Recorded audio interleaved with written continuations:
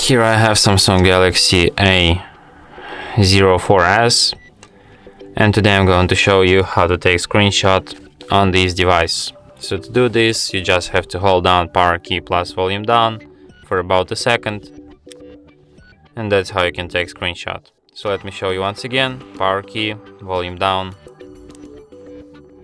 and that's how it's done. You can find your screenshots in gallery, in the screenshots album, and here they are. And from here you can share, edit or delete your screenshots. And that's it. Thanks for watching. If you find this tutorial useful, don't forget to hit that like button and subscribe to our channel.